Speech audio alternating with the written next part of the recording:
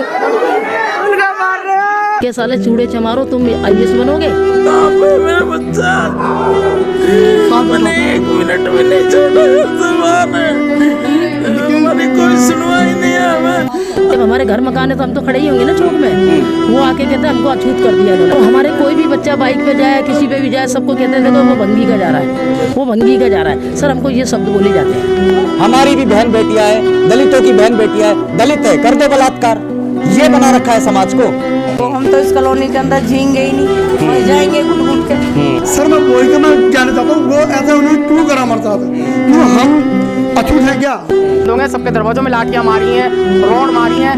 वो आगे घर है, उनके घर में घुसे हैं, उनकी बेटी पे भी, उनके बच्चे पे भी, सब पे रोड मारी है। इन्होंने कहा कि वो कहते हैं कि हमसे दूर हो जाओ, हम अछूत हो जाएंगे। ये खून के निशान है, बुलेट के निशान है, अभी तक ये निशान मौजूद है और चिल्ला चिल्ला कर उस वारदात को बयां कर रहे हैं।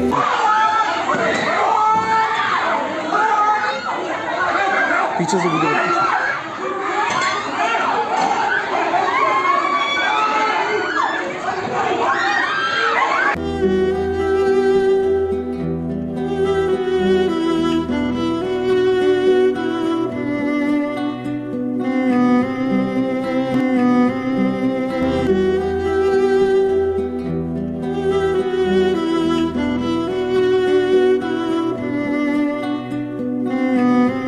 दलित युवकों की डंडों से पिटाई, दलित लड़कियों के साथ रेप, दलितों को मंदिरों के अंदर घुसने से रोकना, जातिगत उत्पीड़न और भेदभाव की ऐसी खबरें अब नई नहीं लगती।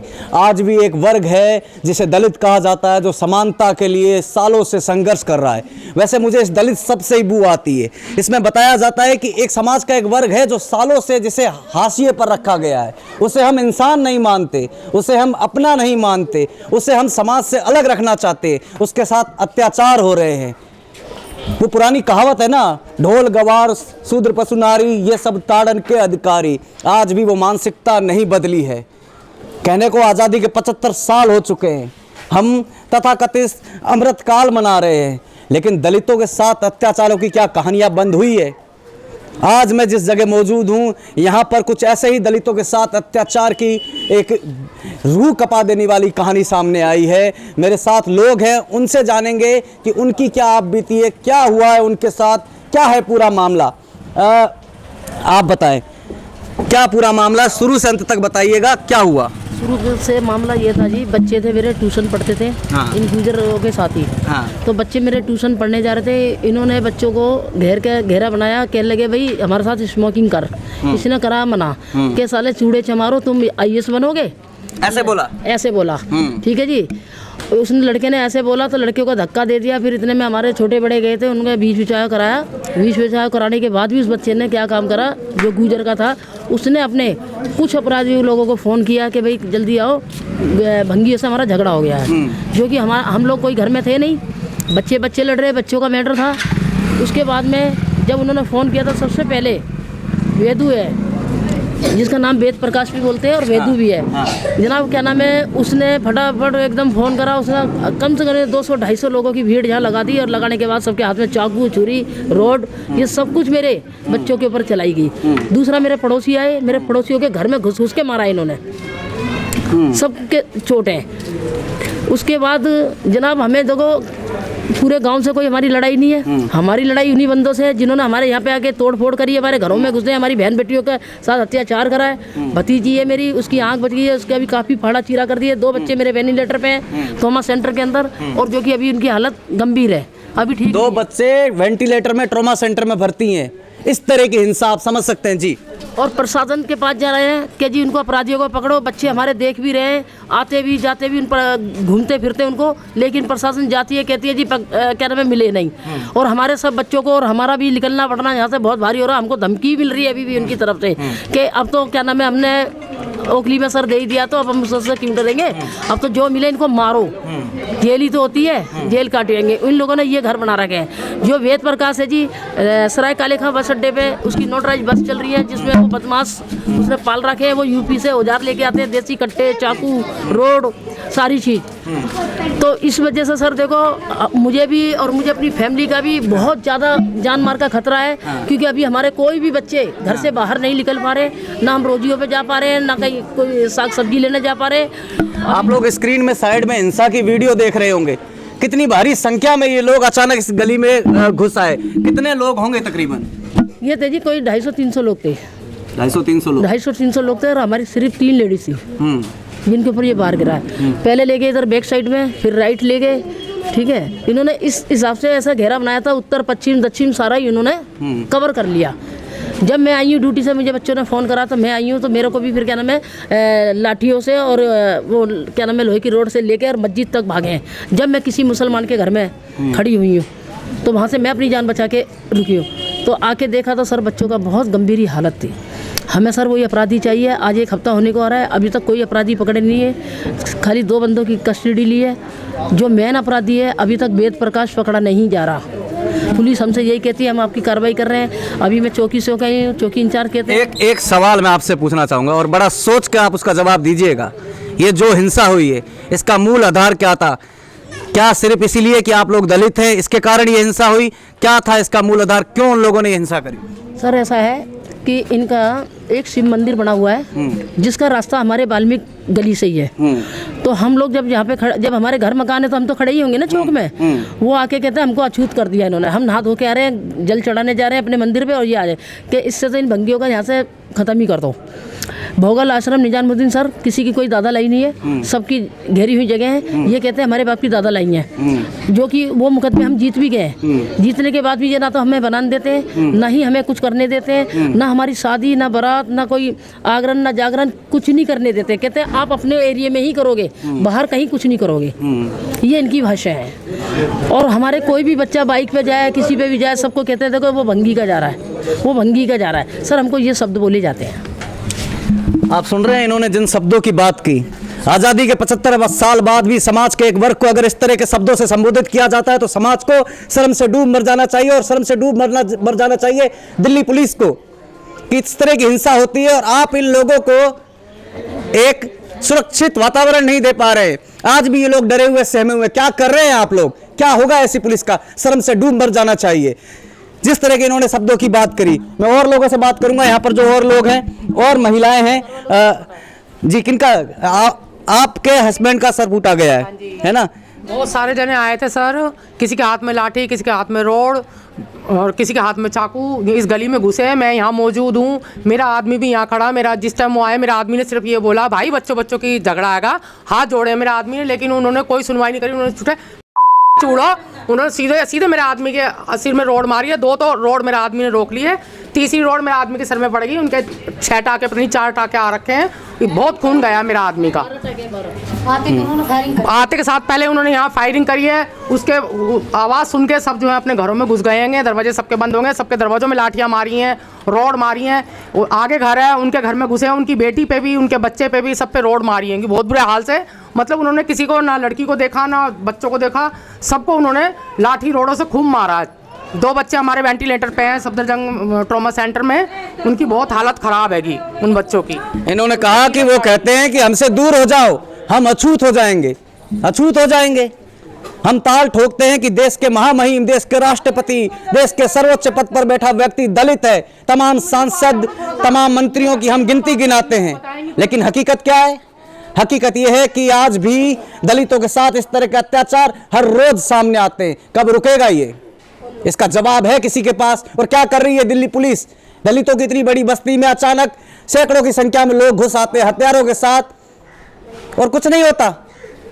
वो उन पर हमला करके चले जाते हैं। दिल्ली पुलिस अभी तक तमाम आरोपियों को गिरफ्तार नहीं कर पाई। इस तरह का असुरक्षित वातावरण आज़ादी के 75 साल बाद, क्या आप कल्पना कर सकते हैं इसकी? तो आप लोग मौजूद थे क्या उस समय वहां पर? यहाँ पर ये सब कोई नहीं था। अच्छा, ड्यूटी शादी थी परले मोहल्ले में। हाँ। तो शादी में जा रखे थे, केवल महिलाएं मौजूद थी, महिलाएं थी, केवल महिलाएं मौजूद थी। 250-300 की भीड़ आ जाती है इन महिलाओं के ऊपर। मैं और जानना चाहूंगा आप लोगों से, क्या इससे पहले भी इस तरह की कोई धमकी वगैरह, इससे पहले भी ऐसा माहौल या वातावरण बना है? बहुत बार करते हैं, लेकिन सर इस बार ज़्यादा ही अत्याचार करा। हाँ। वो रास्ता नहीं निकलने देते, बड़े बूढ़े आ जाते हैं, हमारी बहू बेटियां जाती हैं तो रास्ता ही नहीं देते हैं, आगे रोक के खड़े हो जाते। हमारी बहू बेटी उनकी इज्जत करते हैं, लेकिन उनको इज्जत रास नहीं आती। इस बात का समाधान करना चाहिए कि मतलब वो तो मतलब हम तब जब तक जिएंगे, जब तक हमारे साथ ऐसे ही करते रहेंगे, हमारे बच्चों के साथ भी ऐसे ही करते रहेंगे, तो हम तो इस कॉलोनी के अंदर जिएंगे ही नहीं, मर जाएंगे घुट घुट के। क्योंकि सांस लेना ही मुश्किल हो रहा था, घुट घुट के मरना ही हो गया। इतने से बच्चे हैं, लड़की हैं, लड़की की लड़की है, देवती है, उसका हाथ तोड़ दिया। जरा सी लड़की है, वो 12 साल की होगी ना लड़की ज्योति की, जिसका हाथ तोड़ दिया, उसको तो बुला के दिखा दो। तो ये बात ठीक नहीं है ना इनकी। ये पैसे वाले गुजर है क्या, हम कोई इनसे कमजोर है क्या? ये हमारे घर में राशन थोड़ी ना डाल रहे, कमा के तो हम खुद खा रहे हैं ना। अब हम तो सुबह जाते हैं, शाम को आते हैं, हमारी बेटी भी रहती है, बहू भी रहती है, बच्चे भी रहते हैं। ये तो पीछे कुछ भी कर सकते हैं, मार भी सकते हैं, और मारने में कसर क्या छोड़िए, मरे ही पड़े हैं वो तो। इसका इनका क्या कारण है जो कि हमारे साथ ऐसा कर रहे हैं? भंगी क्या सबसे गिरे हुए थोड़ी नहीं है, भंगी सबसे ऊंची जात है, ये भंगियों से भी नीचे है जो इतनी वकालत करते हैं। हरामी है दुनिया भर के, देश के लफंगे आदमी हैं। हम चंद्रयान 2 की बात करते हैं, तमाम तरक्की के कसीदे पढ़े जाते हैं, डिजिटल इंडिया की बात करते हैं, स्मार्ट इंडिया की बात करते हैं, कहते हैं देश के राष्ट्रपति महामहिम दलित हैं, देश के प्रधानमंत्री उस समुदाय से आते हैं। हकीकत क्या है मैं आपको बताता हूं, 2019 के आंकड़े आपको बताता हूं। 2019 में 42,000 से ज्यादा दलितों के खिलाफ ज्यादती के मामले दर्ज हुए, और जिसमें सबसे ज्यादा बलात्कार के मामले थे। हमारी भी बहन बेटियां हैं, दलितों की बहन बेटियां हैं, दलित है कर दो बलात्कार, ये बना रखा है समाज को। कब बदलेगी ये स्थिति? और ये सिर्फ कोई केवल बीजेपी शासित राज्यों में नहीं है, जी नहीं, पूरे देश के तमाम राज्यों में यही स्थिति है। क्योंकि सवाल सरकारों का नहीं, सवाल आप और हमारी मानसिकता का है, वही सड़ी हुई मानसिकता जो आज तक बदली नहीं। सवाल ये उठता है कि इस हिंसा पर दिल्ली पुलिस कब कार्रवाई करेगी। सवाल ये भी उठता है कि इन तमाम लोगों को न्याय कब मिलेगा। वो बच्ची बता रहे थे आप, जिसके हाथ में चोट लगी है, इस वक्त वो बच्ची है यहाँ पर, बच्ची, छोटी बच्ची तक को नहीं बख्शा गया, महिलाओं पर आक्रमण किया गया। आप कल्पना कीजिए ना, आपके घर में 2-3 महिलाएं हैं और 250-300 की भीड़ हथियार लेकर आ जाए, क्या करेंगे आप? क्या करेंगी वो महिलाएं? सवाल ये उठता है कि दिल्ली पुलिस, देश की राजधानी में यह हाल है, सोचिए आप, अगर देश की राजधानी में दलितों के साथ ये हाल है तो देश के कोने कोने में जो गांव हैं वहां दलितों के साथ क्या होता होगा। खबरें आती है ना कि दलितों ने अपनी मूछें रख ली, जान से मार दिया साहब, ये हो रहा है देश में। ये स्थिति बदली है 75 साल बाद, शर्म की बात है। देखिए ये फोटो मोबाइल में दिखा रहे हैं, ये देखिए आप, चोट के निशान साफ तौर पे। मैं ये तमाम फोटो स्क्रीन पे चला दूंगा, आप स्क्रीन पे साइड पे देखते रहिएगा। ये तमाम चोट के निशान हैं। कुल मिलाकर यहाँ पर 28 तारीख को हुई है ना, 28 तारीख शनिवार को अचानक कुछ महिलाएं इस बस्ती में थी और 250-300 लोग हथियार के साथ यहाँ पर आ जाते हैं। अभी तक कोई ऐसी पुख्ता कार्रवाई नहीं हो पाई है जिनसे इन लोगों को भरोसा मिले और ये लोग एक भयमुक्त वातावरण में जी पाए। सवाल दिल्ली पुलिस उन अपराधियों पर क्यों कार्रवाई नहीं कर रही है? ये एक बच्चा बताया जा रहा है, इस बच्चे के भी देखिए सर फूटा गया, इस बच्चे के भी टांके लगे। ये तो वो बच्चे हैं जो यहाँ, 2 बच्चों की तो स्थिति यहाँ खड़े होने लायक नहीं है, वो तो वेंटिलेटर में ट्रोमा सेंटर में भर्ती हैं, ट्रोमा सेंटर में वो बच्चे भर्ती हैं। और ये जो भी आप वीडियो दे रही है मैं स्क्रीन पर चला दूंगा। तो सवाल यही उठता है कि इस हिंसा पर, इस कार्रवाई पर दिल्ली पुलिस क्या कर रही है। और मैं तो ये कह रहा हूं कि दिल्ली पुलिस ने ये हिंसा होने कैसे दी? जब 250-300 लोग आए तो दिल्ली पुलिस को पता नहीं लगा? ये हाल है राजधानी की पुलिस का, शर्म से डूब मर जाए ऐसी दिल्ली की पुलिस।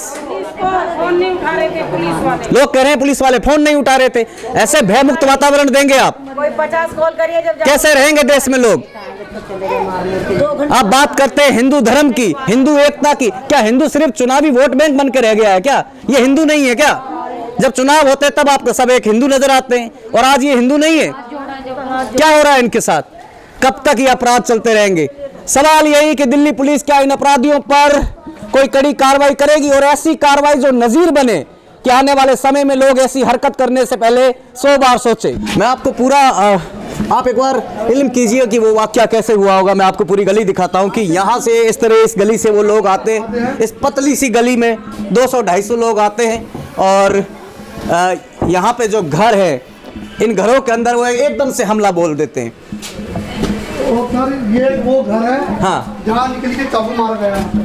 अच्छा, यहाँ चाकू मारा है। हाँ, पहले उसके दादा ने रोका है। हाँ। उसके पापा ने रोका है उन्हें। हाँ। बहुत मतलब क्या थे। हाँ। वो जब भी नहीं रुके हैं, झीना था, झीना उन्होंने ऐसा उड़ा दिया। उसके बावजूद क्या उन्होंने ताबड़दार रोड लाठी जो भी उनके हाथ लगा उन्होंने खूब बरसाया उन्होंने। उसके बाद वो लड़का बेचारा यहाँ भी गिरा, तो इस लड़की ने बहुत बेचारी ने बचाया। ठीक है, इसके भी बेचारी के हाथ में पैर में खूब मारी दबा के उन्होंने, मतलब जो उनके हाथ में लगा वो ताबड़दार उन्होंने बचा दिया उन्होंने, कि इस तरह जैसे कोई मतलब जैसे कोई जानवर को मारते हैं। और उसके यहाँ के उसके चाकू मारा लड़के के, वो यहीं गिर गया लड़का। फिर उसके बाद वो लोग वहाँ तक आगे तक भागे हैं, उसके साथ साथ पीछे आगे आगे मैं दिखाता हूँ। एक मिनट, जानवरों की तरह मारा बता रहे आप तो वहीं पे, आपने तो सब कुछ देखा। क्या हुआ था जब आप एकदम से खड़ी थी और एकदम से भीड़ आ गई, उस टाइम आपने क्या महसूस हुआ, क्या हुआ? निखिल के पीछे 20-25 जने एकदम मारने के लिए उसको भागे, तो वो एकदम से हमारे घर में आया था। जो मेरा लड़का है हंसू, उसके रॉड लगी तो आधा अंदर आधा बाहर, हम उसको अंदर कैद की तरफ खेच रहे थे। जैसे ही हम खेचने वाले हम गेट लगाने वाले थे, इतने में इस पर हमला कर दिया, धड़ाधड़ मारा है। और वो 5 जने थे और ये 25 जने थे, मारने के ही इरादे से आए थे। बहुत बुरी तरह से मारा, सारे में ही देखो खून, अभी भी हमारे गेट पर ये देखो सारे में खून, बहुत बुरी तरह से मारा। वो बेचारा इधर गिरा उधर गिरा, लेकिन कुछ नहीं, से मारने के ही इरादे से आए थे और मारा है। मारने के ही इरादे से आए थे। भाई साहब बता रहे हैं कि जानवरों की तरह पिटाई करी। और क्या दिखाना चाहते थे आप देख सकते हैं किस तरह की हिंसा हुई। ये देखिए, ये आप गौर से देखिए, ये खून के निशान है, ब्लड के निशान है। अभी तक ये निशान मौजूद है और चिल्ला कर उस वारदात को बयां कर रहे हैं। ये यहाँ पर खून के निशान कैसे हैं? ये सर मेरा बच्चा जब वहाँ से भगा आया एकदम। हाँ। ठीक है, और ये बच्चे क्या थे, उन्होंने क्या थे, हमारे घर की बहुएं थी और बेटी थी हमारी और सिस्टर हमारी छोटी हमारी, ये बेचारे डर के हमारे बाप से भगे, तो इन्हें खचड़ के बाप से ला गया यहाँ पर जाते हैं। और यहाँ पर अंश के बेचारे के यहाँ पर मेरे बच्चे के रोड मारी पहले, उसके यहाँ से उठा गया। एक बार सीढ़ियों को दिखाएं, इधर आइए, आप इधर आइए, कैमरामैन से अपील करूँगा, इधर आइए आप, और सीढ़ियों को दिखाइए। इन सीढ़ियों से घसीटते नीचे लाया गया, यहाँ चाकू मारा है और ये देखिए खून के निशान, ये खून के निशान है। जो उस बच्चे के जो चाकू मारा है, ये उसका ब्लड है। यहाँ पर अंश का ये ब्लड है, अंश नाम है उस बच्चे का। वो इस वक्त ट्रॉमा सेंटर में वेंटिलेटर में भर्ती है। इस तरह की हिंसा, एक बात बताइए, आप लोगों को तो आश्वासन दिया जाता है, कहा जाता है कि हम सब हिंदू हैं, हिंदू धर्म एक है, फिर इस तरह का अत्याचार? सर उस समय कोई था नहीं, या मोहल्ले में शादी थी लड़की की, सब वहाँ शादी में थे, यहाँ कोई था नहीं, यहाँ सिर्फ लेडीज थी यहाँ पर। मतलब हमारे जो समाज के लोग थे वो यहाँ पर थे ही नहीं। यहाँ पर क्या थे, जिस समय अगर ऐसे पता होता है कि कोई वाकई बोले ये लोग हमारे भारत करेंगे हमारे साथ, या मैं सवाल ये कर रहा हूँ कि जिन्होंने ये आक्रमण करा, जिन्होंने ये हमला करा, हिंदू तो वो भी थे। सर मैं वही तो मैं कहना चाहता हूँ, वो ऐसा उन्होंने क्यों करा हमारे साथ? क्यों हम अछूत हैं क्या? हम समाज को साफ करते हैं सर। अगर हम समाज को अगर नहीं करेंगे तो ये समाज पर क्या चलेगा? फिर ये हम ये कहना चाहते हैं, प्रधानमंत्री से दिल्ली के जो अपने हिंदुस्तान के प्रधानमंत्री हमारे मोदी जी, हमारे नरेंद्र मोदी जी, कि सर हमारे साथ ऐसा अत्याचार क्यों हो रहा है और क्यों हमारे साथ ऐसा करा जाता है, छू मतलब भाव जगह छू करा जाता है हमारे साथ। हम इंसान नहीं है क्या? अरे हम भी तो इंसान है। अगर हम उठ के नहीं जाएंगे तो तुम्हारे घरों को साफ कौन करेगा? ये बताइए, अगर हम नहीं जाएंगे तो आपके घरों को साफ कौन करेगा? अगर हम भी रोड पर आ जाएंगे तो ये देश सड़ जाएगा। सही बात है, बिल्कुल सही। अगर हम भी रोड पर आ गए तो ये देश सड़ जाएगा, महामारी फैल जाएगी इसमें जाते हैं। लेकिन हम नहीं चाहते, क्यों? ये देश हमारा भी है, ये समाज हमारा है, हिंदू धर्म का है, ठीक है। और हमारे को चूड़े भंगी इन लोगों ने किस तरह से बल्ट बोले हमारे को, हम जानते हैं। हमें रोना आता है, क्यों? कि हम दुनिया का गंद उठाते हैं, ठीक है, हर काम करते हैं, उसके बावजूद हमारे को कोई ऐसी फैसिलिटी नहीं मिली हमारे को, ना कोई हमारे को अभी तक कोई अधिकार मिला हमारे को। बस यही कहा था कि चूड़े भंगी मारो सालों को इन्हें। बताइए, हमारी जात को लेके क्या था? मतलब ना लोग ये बोलते हैं, ये लोग हमारे बच्चे इतने डरे हुए हैं कि घरों से बाहर निकलना मुश्किल हो रहा है इनका। बताइए सर क्या करें, बता कहाँ जाएंगे सर हम? ये कहते हैं कि तुम्हें यहाँ रहने देंगे इस गाँव में, तुम्हें भगाएंगे सालों मार के। बताइए सर क्या करें हम? ये वही स्थिति है ना, जिस तरह के जाति सूचक शब्द दे के इनको संबोधित किया जाता है। सोचिए, आज हम डिजिटल इंडिया में जी रहे हैं, बड़े बड़े कसीदे पढ़े जाते, अमृत काल मना रहे। अरे शर्म आनी चाहिए कि समाज के एक वर्ग का आज भी यही हाल है। इस तरह की हिंसा का उन्हें सामना करना पड़ रहा है। आप देख लीजिए, मैं आपको ये इसलिए दिखा रहा हूँ कि आप एक बार अंदाजा लगाइए कि उस समय क्या हुआ होगा। ये गली देखो, हाँ। इसमें मतलब उन्होंने बिल्कुल ही मतलब ना उम्मीद वाली बात मुझे छोड़ी सर उन्होंने, हाँ। कि मतलब चलो बगसते हैं या कुछ भी करें, क्योंकि उन्होंने कोई लेडीज कोई जेंट्स कोई मतलब छोटा बच्चा क्या कोई नहीं छोड़ा उन्होंने, सब दो उनके आगे आ रहा मतलब उसमें ही मारते चल रहे हैं, जो उनके हाथ पड़ रहा वही मार रहे हैं। आइए सर मैं आपको उनको लड़के का निकल गया तो सेंटर में लगा हुआ है जी। तो जो दो लड़के ट्रोमा सेंटर में वेंटिलेटर में भर्ती हैं, उनके घर पे घुसकर उनको मारा गया। ध्यान से ना, उनके घर पे घुसकर उनको मारा गया। और अभी मैं आपको सीधा उस जगह ले चलता हूँ, मौके पर, उस घर पर, कि किस तरह एक गुंडई भीड़ आई। और ये घर पर निकल गया, अच्छा, ये घर निकल गया है। हाँ हाँ, वो मतलब मैं आपको क्या सिर्फ शब्दों में आपको बताऊं मैं कि रोना आता हमारे को कि हमारे साथ मतलब ये अत्याचार हो रहा है कि हमारे समाज के बच्चे खुला नहीं घूम सकते, हमारी बेटी खुला नहीं घूम सकती है। क्यों नहीं घूम सकती है? नहीं आप रोए मत, मैं ठीक आपकी है, भावना क्यों? समझ सकता हम हूँ। जानते हैं हाँ, बच्चों के साथ उन्होंने मतलब अत्याचार करा है, हमारा खून खुल रहा है। अगर हमारा समाज उठ गया तो इनका क्या होगा? कुछ नहीं होगा सर। हमारा समाज अगर उठ गया ना तो मैं कह रहा हूँ इनके बच्चे तक बचेंगे अगर हम चाहते हैं, लेकिन हम नहीं चाहते। हम कानून के दायरे में रहना चाहते हैं, फिर भी कानून हमारा मत साथ नहीं दे रहा है। आज कम से कम 6 दिन होने आ रहे हैं, अभी तक बंदे अरेस्ट क्यों नहीं हुए? कहाँ है पुलिस? वो कहते हैं, वो कहती है कि जी हमें टाइम दीजिए 2 दिन का या 1 दिन टाइम दीजिए हमारे को। कितना टाइम लोगे आप? 2 बच्चे हमारे ICU में है, जल्द से बताइए हम कितना टाइम लेंगे? कब तक हम बर्दाश्त करेंगे? हम पुलिस वाले आते हैं, वो कहते हैं कि हमारे साथ मतलब हम अपनी कोशिश कर रहे हैं, अपनी पूरी वो कर रहे हैं। अम्मा से बात करेंगे। इनका पोता ट्रोमा में है। क्या हुआ था? मेरा बेट पोता जी 5 मिनट भी नहीं हुए, 2 मिनट पहले ही गया था बाहर को निकल के। अच्छा सब्जी लेकर आया, रख के सब्जी बाहर को गया। उनके मम्मी नहीं पापा कोई नहीं है मेरे पोते के। मैं 1.5 साल का पाला था जी, और मेरे पोते को इतनी चोट मार दी उन्होंने, इतनी चोट मार दी मेरे बच्चा। आज आप सही में रखें, भगवान सब सही करेगा। कहाँ पे मेरा बच्चा? मैंने 1 मिनट भी नहीं छोड़ा घर से बाहर। हमारी कोई सुनवाई नहीं है, हमें भी इंसाफ चाहिए। पुलिस में कोई सुनवाई है ही नहीं चाहते। वो लोग कहते हैं कि हमें 2 दिन टाइम दो, 3 दिन। हम कब तक टाइम देंगे सर बताइए? आज 8 दिन हो गए, आज क्या है? ठीक है, आज 7-8 दिन हो गए, पर अब तक कोई सुनवाई नहीं है। सिर्फ वो 2 लड़के पकड़े गए थे, वो भी हमें नहीं दिखाए कि उन्होंने जेल भेजे हैं, कहाँ भेजे हैं कोई पता नहीं है। हमसे बोलते हैं टाड़ पहुँचा दिया, कोई सुनवाई ठीक नहीं है, सिर्फ है। और उसके बाद जो लोग हैं वो उनके तो कोई मतलब ना तो उनके घर वालों को टोच रखा जा रहा और ना उन्हें कुछ करा जा रहा। क्यों? क्योंकि उनकी मंथली जाती है 3-3 लाख रुपए की। जो बस अड्डे पर जो गाड़ी चलती है वेदू की, मैन भुगतान में वेदू है। पुलिस को मंथली जाती है? हाँ जी जाती है, 3-3 लाख रुपए मंथली जाती हैं। ठीक है, क्यों जाती है? खुलेआम बदमाशी होती है, वहाँ पर चलते हैं। ऑटो वाले आते हैं जो भी सवारी होते हैं, जो पकड़ कर जबरदस्ती बिठाते हैं। क्यों बिठाते हैं? पुलिस के दायरे में रह के बताइए। हम ये चाहते हैं कि हमें इंसाफ मिले बस, ठीक है। हमें पुलिस चाहिए हमारा। मेरे बच्चे के मम्मी नहीं पापा कोई भी नहीं है, 3 बहन भाई हैं। मैंने 1.5 साल का पोता पाला जी। मैंने अपना मुझे 12वीं कर लिए मेरे पोते ने। ये अब बड़ा हुआ था 18 साल का, ज्यादा बड़ा भी नहीं है। जो लड़का क्या करूं मैं? लड़का लगा हुआ है अंश, मैं उसका ताऊ हूँ। वो मेरा बेटा है, मेरे भाई का बच्चा है वो, ठीक है। लेकिन मैं यही चाहता हूँ सर, क्या आपसे रिक्वेस्ट है मेरी, और हमारी सुनवाई आगे तक हो, क्योंकि पुलिस कोई सुनवाई हमारी नहीं कर रही है ढंग से। आज 7-8 दिन हो गए, ना तो बंदे उठाए गए अभी तक, ना अभी तक कुछ उनका कुछ हुआ है। क्यों? वो लोग पैसे वाले हैं, हम गरीब आदमी। पुलिस वही है, गरीब आदमी। 8 दिन हो गए इस घटना को हुए, कहाँ सोए हुए हैं आप? क्यों नहीं हुई ये कार्रवाई? यही अभी किसी मंत्री का बेटा वेंटिलेटर में होता तो अभी तक कितनी बार कार्रवाई होगी होती? उन्हीं का ही होता। शर्म आनी चाहिए आप लोगों को कि आज दलितों के साथ इस तरह का अत्याचार हो रहे और आप लोग एक कार्रवाई नहीं कर पा रहे, एक भयमुक्त वातावरण उन्हें तैयार करके नहीं दे पा रहे। आज इनकी आंखों से रोना आ रहा है, ये बोलते बोलते भावुक हो गए। ये मजबूत लोग हैं भाई, इनकी आंखों से रोना आ रहा है, ये बोलते बोलते भावुक हो रहे। ये बेहद शर्म की बात है।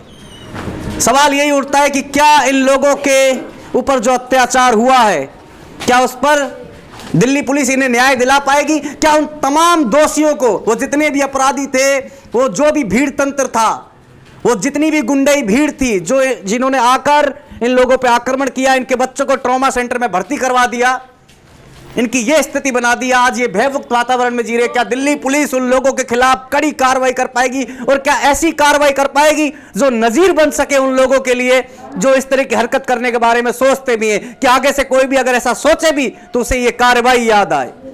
उम्मीद है कि दिल्ली पुलिस इस पर कोई कार्रवाई करेगी। अपने सहयोगी में सुजीत झा के साथ राहुल पांडे, न्यूज नाउ भारत, दिल्ली।